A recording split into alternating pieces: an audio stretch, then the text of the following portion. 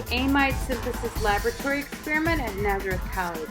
In this experiment, we will be making an amide using an unknown amine with acetic anhydride. In this acyl substitution reaction, our amine will act as the nucleophile and react with the acetic anhydride, giving us our amide and a side product, acetic acid. We will be utilizing microwave heating to catalyze the reaction.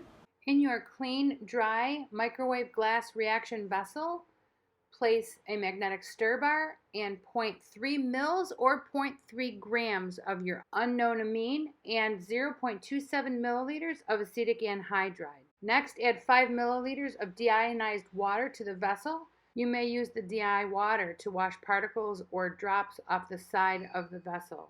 Place the vent plug and the cover onto your vessel and bring it to your instructor to put in the microwave. Your instructor will properly balance the turntable and add that right into the microwave, and will select the amide protocol under the Classic Methods tab and hit start. Once your reaction is cool, transfer it to an Erlenmeyer flask and put it on ice for crystallization. It turns out in my reaction, however, crystals were formed before I even put it on ice.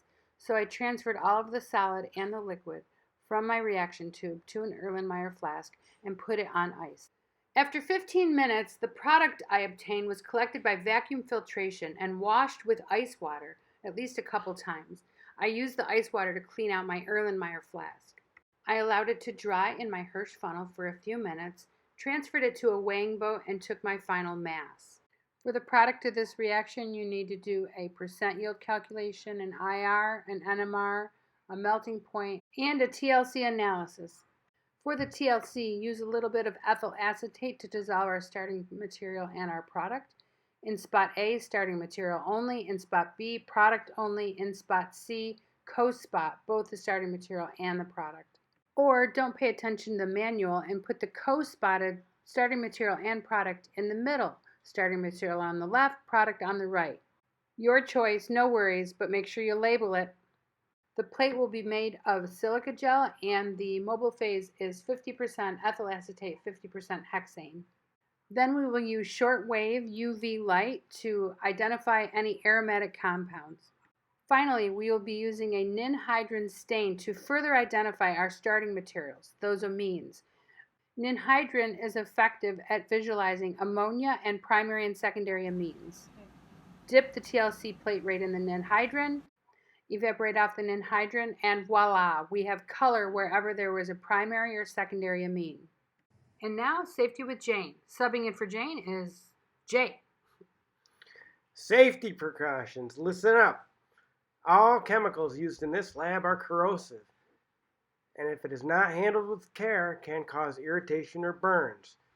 Do not directly inhale any chemical used within this lab.